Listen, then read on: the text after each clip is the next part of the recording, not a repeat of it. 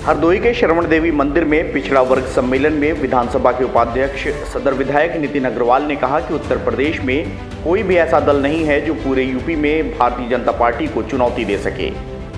उन्होंने कहा कि जनता ने एक बार फिर से भारतीय जनता पार्टी को पूर्ण बहुमत की सरकार बनाने का मन बना लिया है और योगी के नेतृत्व में जिस तरह से कानून व्यवस्था बेहतर रही है, माफिया गुंडे जेल में हैं, उसको देखते हुए जनता फिर योगी को सीएम बनाएगी। नितिन अग्रवाल ने कहा कि अखिलेश यादव ने अभी से हार स्वीकार कर ली है, इसीलिए वो गठबंधन कर रहे हैं और गठबंधन करके स्वयं एक संदेश दे रहे हैं कि वो अकेले भारतीय जनता पार्टी से नहीं लड़ सकते हैं। अखिलेश यादव ने हरदोई की अतरौली में आयोजित जनसभा में कहा था कि ओम प्रकाश राजभर का पीला निशान और उनका लाल निशान देखकर दिल्ली में बैठे लोग लाल पीले हो रहे हैं। इस पर नितिन अग्रवाल ने कहा कि वो लाल पीले के साथ नीले को भी अपने गठबंधन में जोड़ लें तो भी वो भारतीय जनता पार्टी को नहीं हरा सकते। टीटी पेपर लीक मामले में अखिलेश यादव के बयान पर नितिन अग्रवाल ने पलटवार करते हुए कहा कि पेपर लीक हुआ, सरकार ने उसमें कार्रवाई की, लेकिन समाजवादी पार्टी की सरकार में नौजवानों के साथ जो खिलवाड़ किया गया, काबिल युवाओं को फेल किया गया, गंदा खेल समाजवादी पार्टी की सरकार में किया गया, उसे जनता भुला नहीं पाएगी। नितिन अग्रवाल ने मंच से संबोधित करते हुए कहा कि उन्होंने कह रखा है कि किसी भी दरोगा थानेदार को अगर थाने में रहना है तो उनके कार्यकर्ता का सम्मान करना होगा, कार्यकर्ता को चाय पिलानी होगी।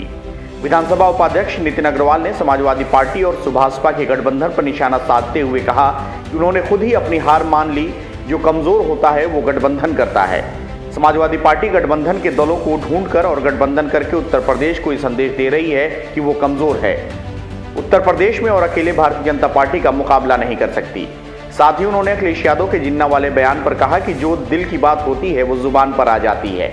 जिन लोगों को जिन्ना से प्यार था, मोहब्बत थी, उन्होंने हरदोई की धरती पर जाहिर कर दिया। मैं तो यही कहूंगा कि जिन्ना प्रेम दिखाएं और हमारा प्रेम हरदोई की जनता के साथ है और हरदोई की जनता इसका जवाब 2022 में देगी। भाजपा नेता पूर्व सांसद नरेश अग्रवाल ने कहा कि जैसे पिक्चर में लोग हंसाने वाले होते हैं, राजनीति में भी कुछ ऐसे लोग आ गए हैं जो हंसाने का काम करेंगे।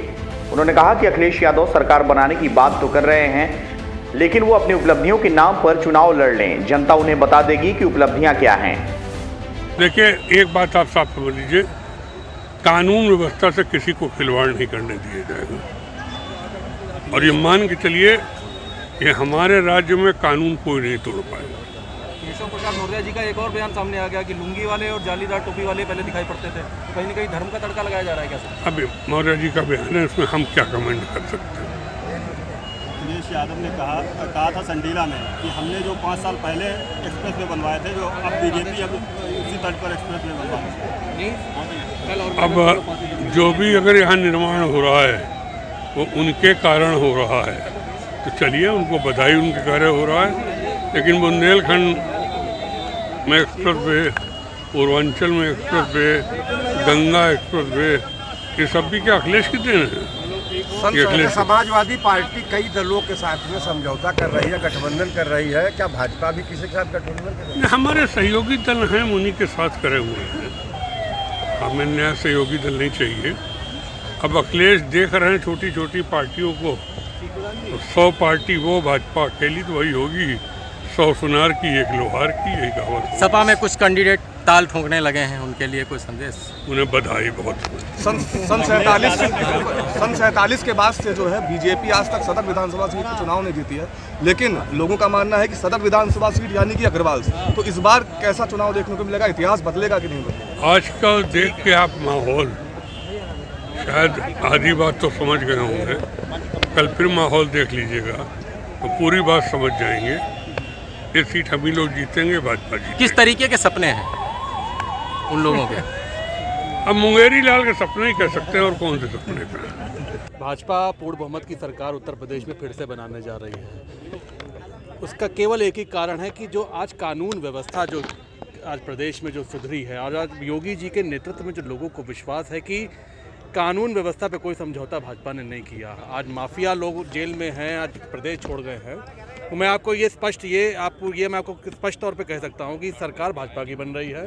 जहाँ तक कि लड़ाई की आपने बात कही, तो मैं समझ रहा हूँ कि भाजपा के खिलाफ उत्तर प्रदेश में कोई ऐसा दल नहीं है जो पूरी ताकत से भाजपा को चुनौती दे पाए। हाँ, कुछ जगह कुछ दल हैं जो कुछ सीटों पर जरूर भाजपा से लड़ेंगे, लेकिन ऐसा कोई दल नहीं है जो पूरे प्रदेश में भाजपा से लड़ सके। अखिलेश और राजभर का गठबंधन कितना असर डालेगा? देखिए, मैं तो कहूँगा कि उन्होंने खुद ही अपनी हार मान ली। जो कमज़ोर होता है वो गठबंधन के दल ढूंढता है, और आज समाजवादी पार्टी गठबंधन के दलों को ढूंढकर और गठबंधन करके ये संदेश उत्तर प्रदेश में दे रही है कि वो कमज़ोर है उत्तर प्रदेश में, और वो अकेले भाजपा का मुकाबला नहीं कर सकते। राजपाल कश्यप कह रहे थे कि बीजेपी नमक बांट रही है और जनता अखिलेश के आने की खुशी में हल्दी बांट रही है। देखिए, हम बहुत छोटे लोग, मतलब जो जनता से चुन के नहीं आते, जिनको जनता की नब्ज़ नहीं पता है, मैं उनकी टिप्पणी पे कोई बहुत ज़्यादा टिप्पणी नहीं करना चाहता। जो भी लोग हैं उनको भी आने वाले चुनाव में खुद ही पता लग जाएगा कि उत्तर प्रदेश की जनता किसके साथ में है।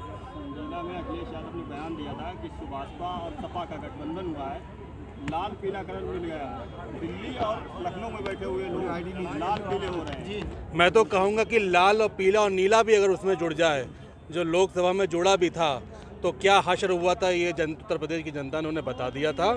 और अगर अब भी जोड़ लें तब भी उत्तर प्रदेश की जनता भाजपा को पूर्ण बहुमत की सरकार बनाने में योगदान देगी। अखिलेश यादव के बयानों को आप किस तरीके से लेते हैं? देखिए, वो एक पार्टी के राष्ट्रीय नेता हैं, मैं उन पर कोई बहुत ज़्यादा टिप्पणी नहीं करना चाहता। ठीक है, वो उनको लगता है उनकी वो 400 सीटें जीत रहे हैं, लेकिन उनको जनता के बीच में जाके जनता की नब्ज़ को भी पहचानना चाहिए, जो मुझे लगता है कि बहुत ज़्यादा उनको भी पहचान नहीं हुई है।